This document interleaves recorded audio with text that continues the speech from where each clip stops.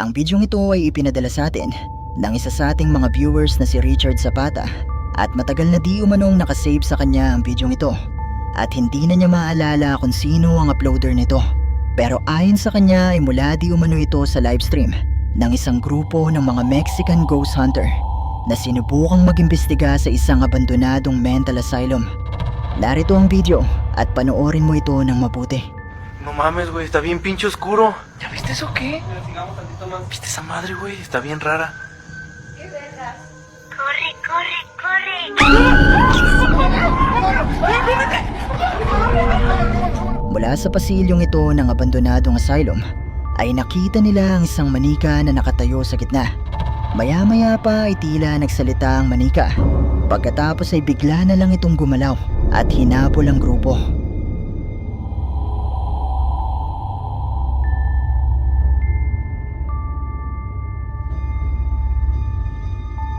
Dahil bigla na lang ding naputol ang video, ay hindi na natin alam ang mga sumunod na nangyari pagkatapos nito. Pero dahil nai-upload pa nila ang video, ay malamang naligtas naman sila. Pero hindi pa rin natin inaalis ang posibilidad na isa lang ito sa mga AI-generated videos na nagkalat ngayon sa internet. Pero kung totoo man ito o hindi, ay masasabi kong nakapangingilabot pa rin itong panoorin.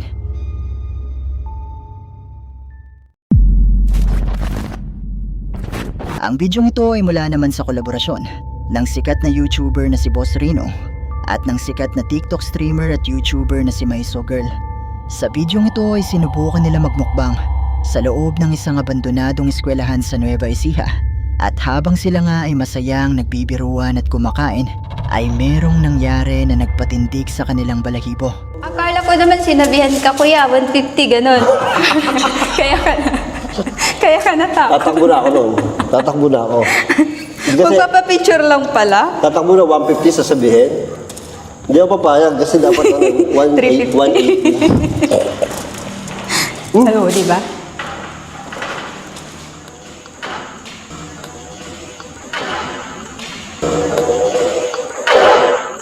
Hello. Oo, di ba? Lab ka.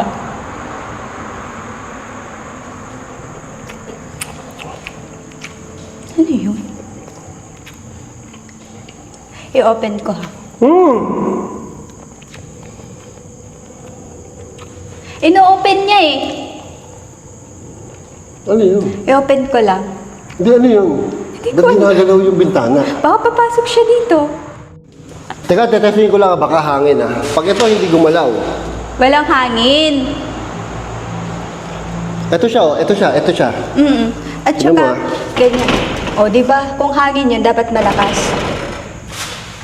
O, di ba? Ito wala. Ito.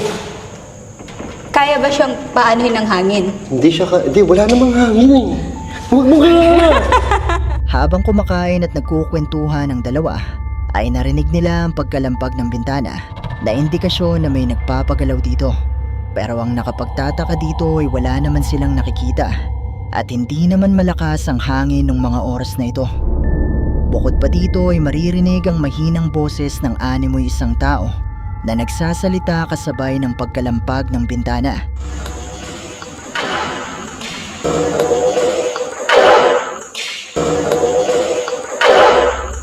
Hindi ako sigurado kung ano ang eksaktong sinabi nito, pero sa tunog nito ay mukhang hindi ito masaya. Sinubukan ni Boss Rino na i-check ang bintana, pero wala siyang maisip na paliwanag kung papaano ito gumalaw at tumunog. Matapos itong may upload ni Boss Rino sa kanyang YouTube channel, ay may napansin pang kakaiba ang ilan sa kanyang viewers. Narito ang video at pagmasdan mo ito ng mabuti. Ito po, pansinin niyo po ah. Di ba gumalaw to kanina, malakas. Naman to eh. Ano ba yan? Huwag ka na, nagugulat ako sa iyo eh. Ito po ay labas na po to, second floor. Tingnan niyo, second floor po.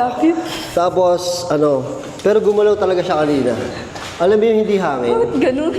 Ano ba't ganun? Hindi, teka lang ha, natatakot talaga ako eh. Mula sa bahaging ito sa pintuan ng classroom, ay napansin ng ilan sa mga viewers ang dalawang pulang ilaw na ito na animoy mga mata na nakatitig sa dalawa.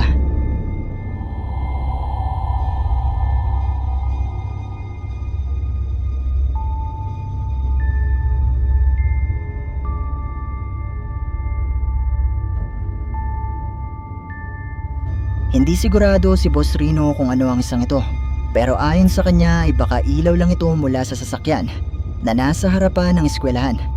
Pero posible kaya na isang multo ang nagparamdam sa kanila nung gabing ito?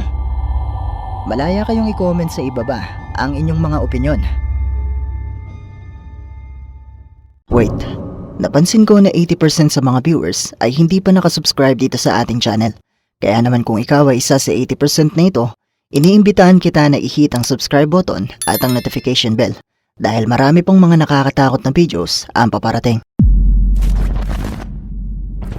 Ang bidyong ito ay ipinadala sa atin ng isa sa ating mga viewers na si Herbie Olpot at mula naman ito sa isang Instagram user na nagngangalang Javier Molina. Nakuha isang gabi habang siya ay nasa isang ospital sa Mexico. Matapos niyang mapansin ang isang kakaibang imahe mula sa kanyang sasakyan. Estamos en este momento en el microhospital, escuchamos un golpe y nos dimos vuelta porque dijimos, bueno, ¿quién está entrando? La cuestión de que no hay nadie atrás nuestro. Y miramos dentro del auto y dijimos, oh, pues el auto, qué mierda es. Lo peor de todo es que no queremos salir, o sea, no, un miedo, la puta madre. Lo peor de todo es que se mueve adentro del auto y no hay nadie. O sea, ahora vamos a ir a controlar el auto, pero parece como si fuese un reflejo.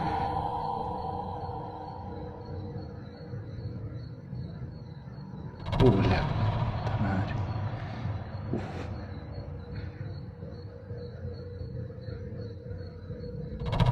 No, boludo. A ver. Ya, salimos rápido para que vean que no es mentira. Mamá, la piel de gallina, hermano. Piel de gallina. Cagazo.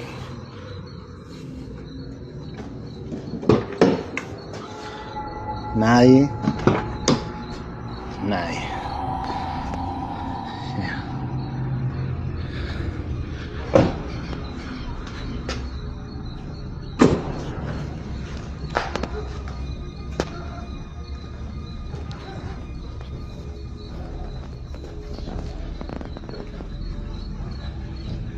Ya, nadie.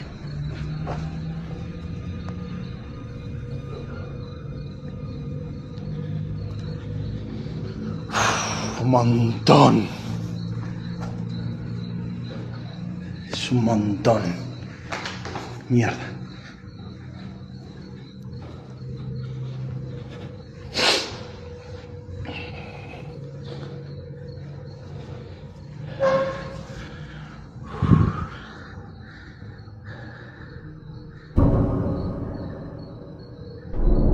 Y encima nos mira la puta que te parió.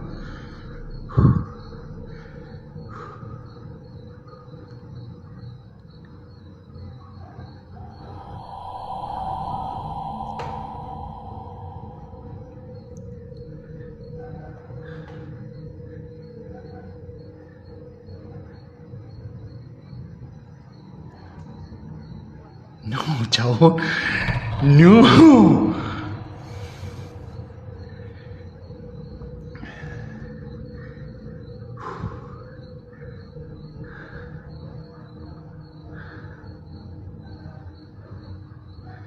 Desapareció. La concha. Mula sa bidyong ito ay nagawang makunan ni Javier ang animoy mukha ng isang tao na nasa loob ng kanyang sasakyan. Sinubukan niya itong lapitan at i-check ang loob nito pero wala namang kahit na sino na nasa loob ng kanyang sasakyan.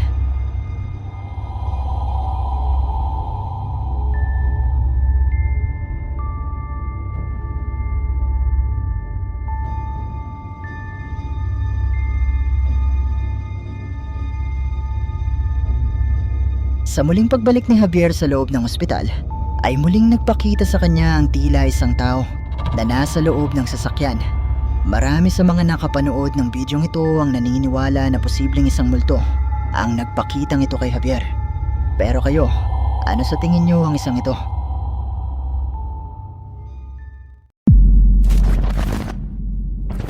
May isang TikTok user na may username na YellowSick ang nagbabahagi ng mga videos tungkol sa kanyang investigasyon sa mga haunted na lugar sa Europe.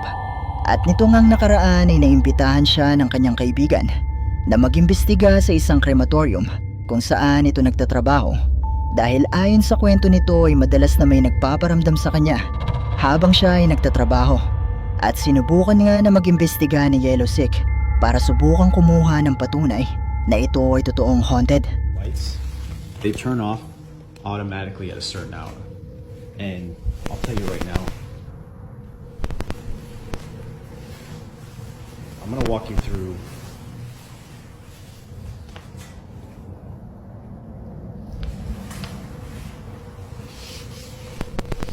I have a friend that works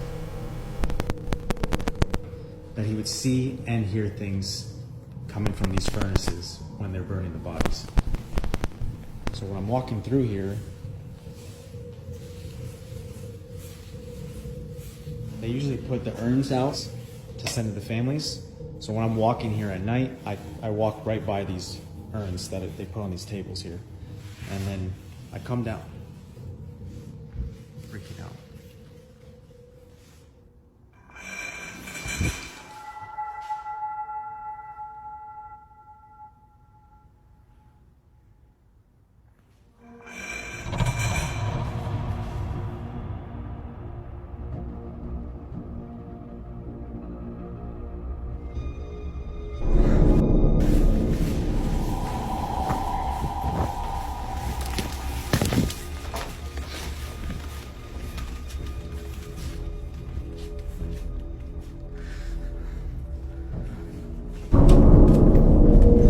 Sa pagpasok ni Yellowsick sa loob ng nasabing krematorium ay nagumpisang magloko ang audio ng kanyang kamera. Maya-maya pa ay nakarinig na rin siya ng mga ingay. Nakalaunan ay napagtanto niya na nagmumula pala sa isang urn na kusang gumagalaw ang takip.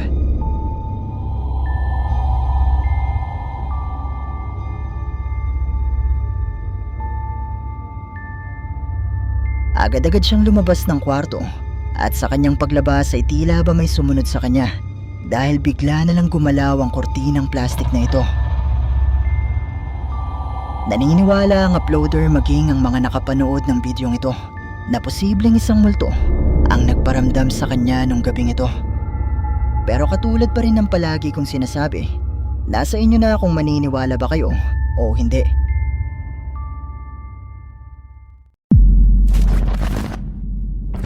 May isang maalamat na nilalang sa Amerika na tinatawag na Mothman na ayon sa mga kwento ay may wangis na parang taong gamo-gamo kung saan hinango ang pangalan nito. Ayon sa mga ulat noon ay kasing laki ito ng isang tao o higit pa at may mga kwento na nagsasabing umatake na ito sa mga tao. Nitong nakaraan ay kumalat ang ilang video sa TikTok na ibinahagi ng iba't ibang mga tao na nagawa di umanong may dokumento ang sinasabing maalamat na nilalang. ¿Qué hizo acá? ¿Está bien? ¿Qué hizo? No sé, no sé. ¿Está bien? Mano, tá maluco, tá maluco. Fecha a barraca, Cadu. Fecha a barraca, Cadu. Fecha.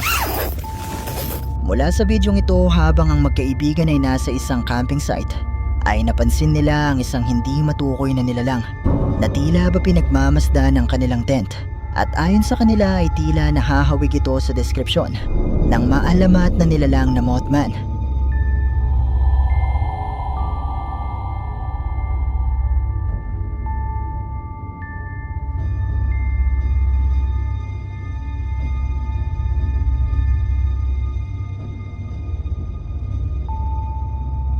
Matapos nito ay kumalat ang isa pang video. Nakuha naman ng isang magkapatid sa Ohio habang nakapark ang kanilang sasakyan sa labas ng isang establishmento.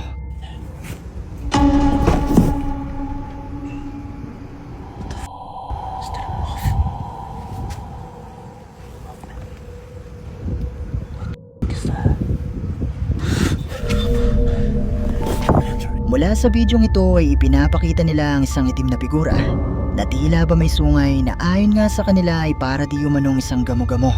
Pero natakot silang lapitan ito dahil masyado itong malaki.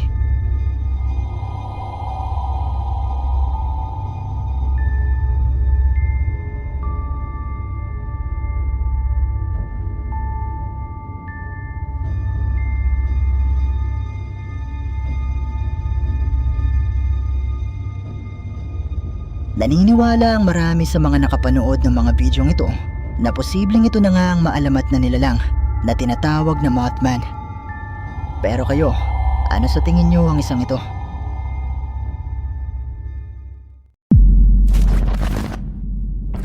Ang bidyong ito ay mula kay TikTok user, Silly Lady. At kuha naman ito isang araw habang tinitignan nila ang isang bahay na pinaplano nilang bilhin. Pero sa kalagitnaan nga ng kanilang paglilibot ay may nai-record na kakaiba ang kanyang camera. Narito ang video at pakinggan mo ito ng mabuti.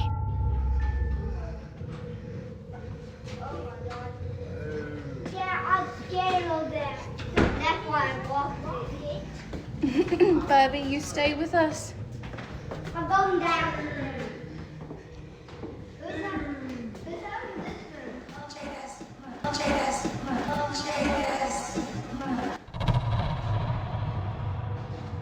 Ooh, it's purple. You want this room, so? It's Harry Potter thing. Mula sa bidyong ito ay maririnig ang tinig ng isa pang babae na binanggit di umano ang pangalan ng kanyang pamangkin, na ayon sa uploader ng video ay hindi nila narinig ng mga oras na ito at kinumpirma pa ng kanyang mga kasama na hindi nagmula sa kanila.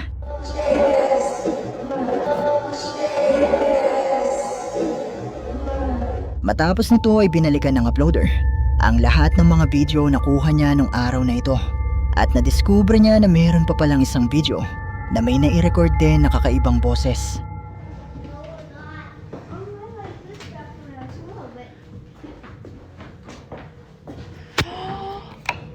Oh my god.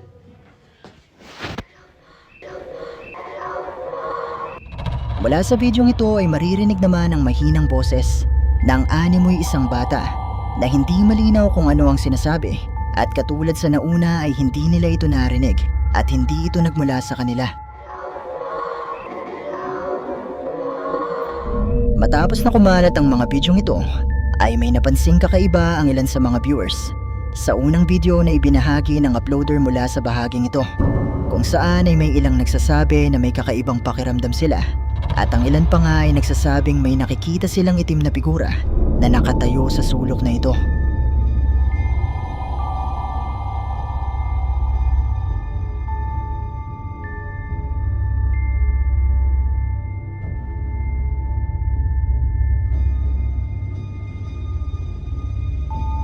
Sa totoo lang ay hindi ko nakikita ang sinasabi nilang itim na figura, pero malaya kayong i-comment sa ibaba kung may nararamdaman o nakikita man kayo.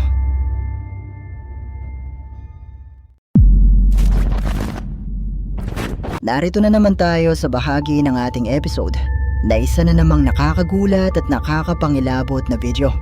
Kaya naman muli akong nagpapaalala na kung kayo ay may sakit sa puso o masyadong magugulatin, ay mas makabubuti kung i-skip nyo na lang ang bidyong ito. Ang bidyong ito ay isa lamang short film o pagsasadula at ang kwento ay hango sa tunay na karanasan ng isang babae. Isang gabi habang sila ng kanyang kapatid ay naghihintay sa pagdating ng kanyang nobyo para sunduin silang dalawa. Hey, Mami. Cute lah. 1001 excuses. Itulah, but it's not safe. I keep telling her. You see the place is so ulu kat sini. Ya Allah. Habis she sama tinggal seorang-seorang. She should, I don't know lah, penat lah. Tired of this. Careful, careful.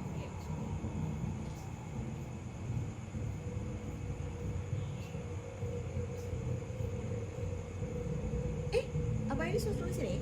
Ya. Oh! So sorry. Sakit pada. Alamak. Asal? I forgot my bag. Kau gitu je lah. Aduh, cepat.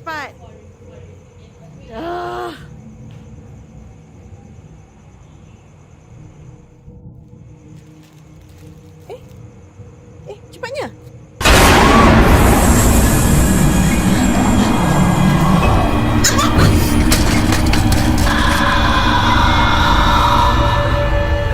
Nang umalis ang kanyang kapatid para kunin ang naiwan nilang gamit, ay biglang umandar ang kanyang wheelchair. nakala niya na ang kapatid niya ang nagtutulak dito. Pero sa kanyang paglingon ay nakita niya ang isang nakapangingilabot na multo. Muli siyang itinulak nito hanggang sa matumba ang wheelchair at mahulog siya sa sahig.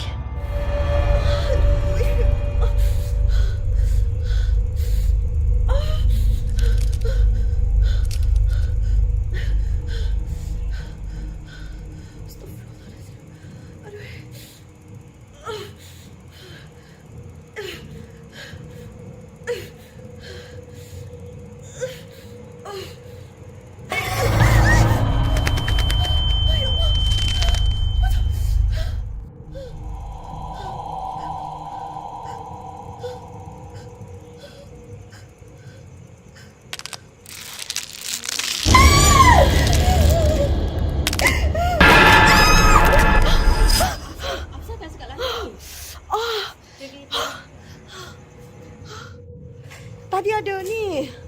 Aduh, ya Allah. Sakit sih.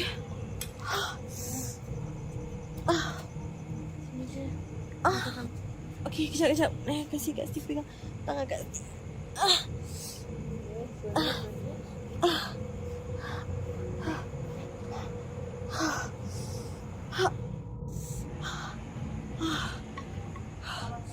Tolong kasih. Thank you, Naya. Okay. This one boleh. Thank you. Ni boleh kat sini. Tolak sana. Sana. Pergi sana. Break pun belum ni.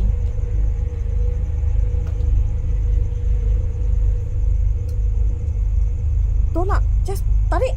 Nai tengah tarik. Tak boleh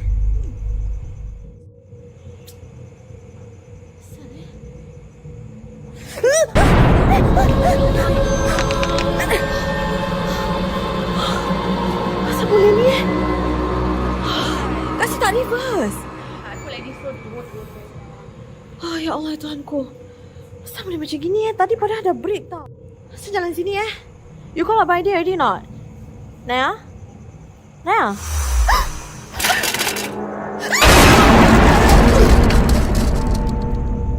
Muling nagpakita sa kanya ang nakapangingilabot na multo at mabuti na lamang ay bumalik na ang kanyang kapatid at tinulungan siya nito na makabalik sa kanyang wheelchair. Pero maya-maya pa ay muling gumalaw ang wheelchair at muling nagpakita sa kanya ang nakapangingilabot na multo. Muli nitong itinaob ang wheelchair at sandali siyang nawala ng malay. Kasih Allah. Kasih. Abadi tolong kasih dah tu. Kasih kau. Abadi tolong kasih angkat. Allah. Okay. Bi. Allah Akbar. Okay dah, buka pintu. Allah. Alamak. Wheelchair. Oh, okay. Naik. Tak apa. Tinggal. Tak payah. Mana tak ada. Kau mana? Tak payah. Just trust me. Just go. Tak payah.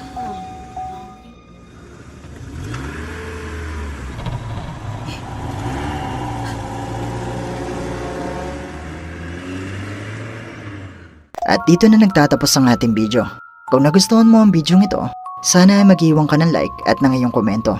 At kung hindi ka pa nakasubscribe sa channel na ito, ay mag-subscribe ka na at i-hit mo na rin ang notification bell para updated ka sa mga bago nating upload. O paano? Paalam mo na sa ngayon at kita-kits na lang sa susunod nating video. Maraming salamat. Shoutout sa ating channel members, ang Team Loyal, Zepled PH, Jumar Safe, Pumpkin Scully, Band 77MR, Okut Sulin, Shara Maylalay, at Chris Paday.